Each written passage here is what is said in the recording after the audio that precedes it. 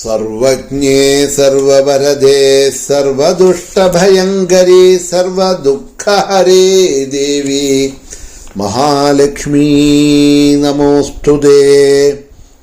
പെട്ടു ഞാൻ പലമട്ടിലുള്ള ദുരിതക്കൂട്ടത്തിൽ രക്ഷപ്പെടാൻ പറ്റാതായി നമസ്കരിപ്പു തവ തൃപ്പാദത്തിൽ എന്നംബികേ.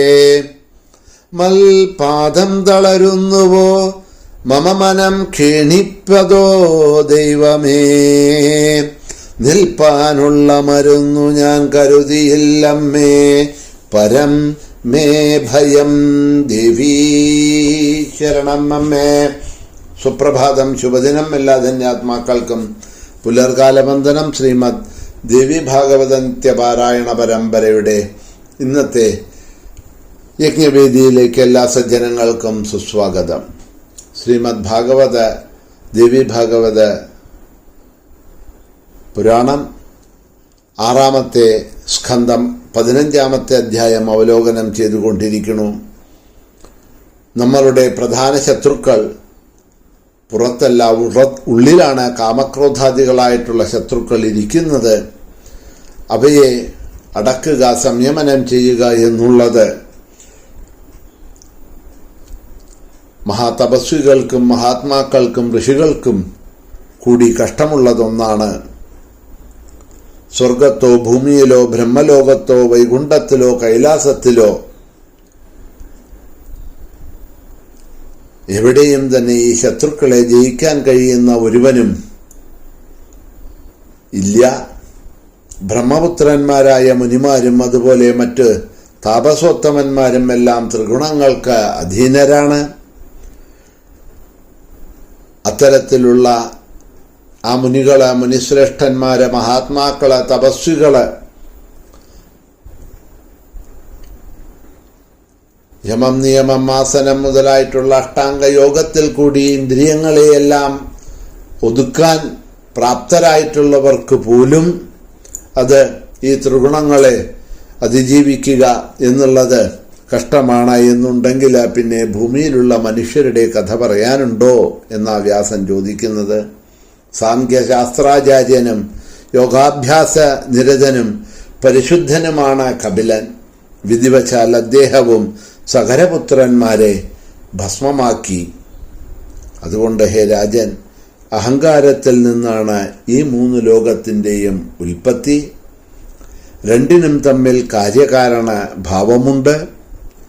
അതിനാൽ ഈ 3 ലോകങ്ങളും അഹങ്കാര രഹിതമായിരിക്കുന്നത് എങ്ങനെ എന്നാണ് പറയുന്നത്. അപ്പോൾ പ്രപഞ്ച സൃഷ്ടിയെക്കുറിച്ചെല്ലാം പറയുന്ന സമയത്ത് പല തത്വങ്ങളെക്കുറിച്ച് പറയുന്ന സമയത്ത് അഹങ്കാര തത്വത്തിൽ നിന്നുമാണ് സൃഷ്ടികൾ നടത്തപ്പെട്ടിരിക്കുന്നത് എന്ന് പറയുന്നു.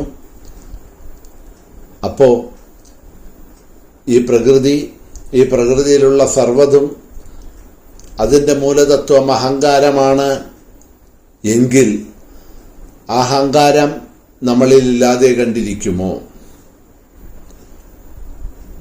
നമുക്കതിനെ കൈവിടാൻ സാധ്യമാണോ? അതിൻ്റെ അധീനതയിലുള്ള ത്രിഗുണങ്ങളെ നിശേഷം ഒഴിച്ചു നിർത്താൻ നമുക്ക് സാധ്യമാകുമോ? ഒരിക്കലുമില്ല. ജലത്തിലുള്ള കുമിളകൾ അത് ജലത്തിനെ തന്നെ ആശ്രയിച്ച് ജലത്തിൽ തന്നെ നിൽക്കണു, ജലത്തിൽ നിന്നുണ്ടായി. ഇനി അത് നശിക്കുന്ന സമയത്തും ആ കുമിളകളെ ജലമായിട്ട് തന്നെ ഭവിക്കണു, ജലത്തിൽ തന്നെ ലയിക്കണു. കാരണം ആ കുമിളകൾ ഉണ്ടാവാനുള്ള കാരണം ജലമാണ്. ജലമായ കാരണത്തിൽ നിന്നാണ് കുമിള എന്ന കാര്യമുണ്ടായിട്ടുള്ളത്. കാരണമായിട്ടുള്ള മണ്ണിൽ നിന്നുമാണ് കാര്യമായിട്ടുള്ള കുടമുണ്ടായിട്ടുള്ളത്. കാരണമായിട്ടുള്ള സ്വർണത്തിൽ നിന്നാണ് കാര്യമായിട്ടുള്ള ആഭരണങ്ങൾ ഉണ്ടായിട്ടുള്ളത് എന്ന കാരണം കൊണ്ട് അവയ്ക്കൊരിക്കലും കാരണത്തെ വിട്ട് നിൽക്കാൻ കഴിയില്ല എന്നുള്ളതാണ്. കുടം വേണമെങ്കിൽ നശിക്കാം, ആഭരണം വേണമെങ്കിൽ നശിക്കാം, വെള്ളത്തിലെ പോളകൾ വേണമെങ്കിൽ നശിക്കാം, പക്ഷേ അവയ്ക്ക് ആ ജലത്തിനെയോ സ്വർണത്തിനെയോ മണ്ണിനെയോ കാരണഭൂതമായിട്ടുള്ള ഇവയെ എപ്രകാരമാണോ ഉപേക്ഷിക്കാൻ കഴിയാത്തത്, അപ്രകാരം അഹങ്കാരതത്വത്തിൽ നിന്നാണ് ഇതിൻ്റെയെല്ലാം മൂല ഉൽപ്പത്തി എന്നുള്ളത് കാരണം കൊണ്ട് അതിനെ ത്യജിച്ച് നിൽക്കാൻ സാധ്യമല്ല എന്ന് പറയാണ്.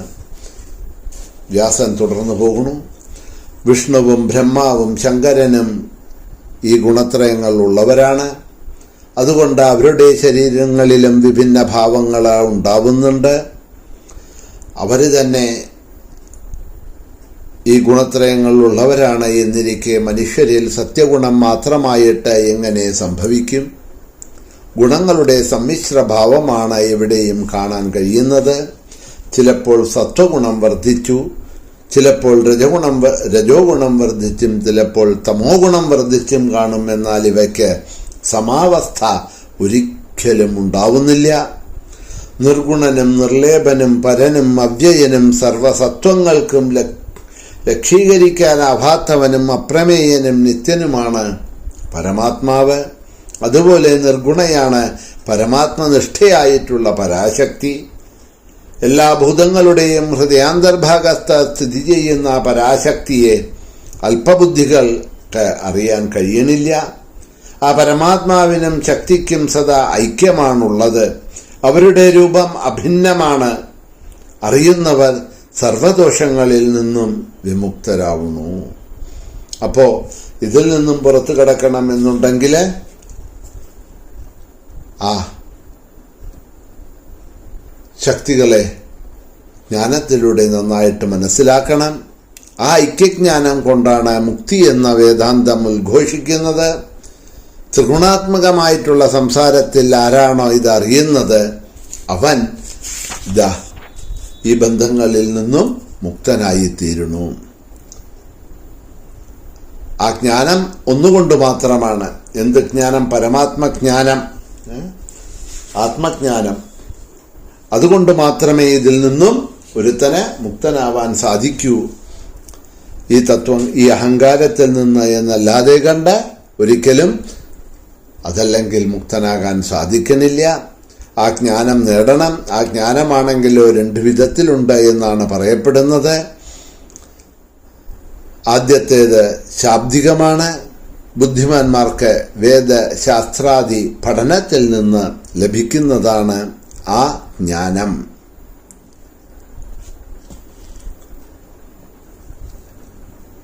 മതികൽപ്പിതമായിട്ടുള്ള വികൽപ്പങ്ങൾ അതിൽ ധാരാളം ഉണ്ടാകും. അതിൽ ചിലത് കുതർക്കം മൂലം, മറ്റു ചിലത് സുതർക്കം മൂലവും ഉണ്ടാകുന്നതാവും. കുതർക്കത്താൽ മതിവിഭ്രമവും, വിഭ്രത്താൽ ബുദ്ധിനാശവും, ബുദ്ധിനാശത്താൽ ജ്ഞാനനാശവും പ്രാണികൾക്കുണ്ടാകും. രണ്ടാമത്തത് അനുഭവജ്ഞാനം എന്ന് പറയപ്പെടുന്നു. അത് വളരെ ദുർലഭവും ആണ് എന്നാണ് അവിടെ പറയുന്നത്. കുറച്ച് ദീർഘത്തിൽ നമുക്ക് കണ്ടറിഞ്ഞ് മനസ്സിലാക്കേണ്ടതായിട്ടുള്ള ഒരു ഭാഗമാണ് ഇപ്പോൾ ഇവിടെ വ്യാസൻ പറഞ്ഞത്. 2 വിധത്തിൽ നമുക്ക് ഈ ജ്ഞാനം നേടാൻ കഴിയും. ഒന്ന്, അതിനെയാണ് ആ 2 വിധത്തിനെയാണ് ഇവിടെ വ്യാസൻ പറഞ്ഞു വരുന്നത്. സ്വാധ്യായനത്തിലൂടെ നമുക്ക് നേടാൻ കഴിയും. അത് ഒരു വഴിയാണ്.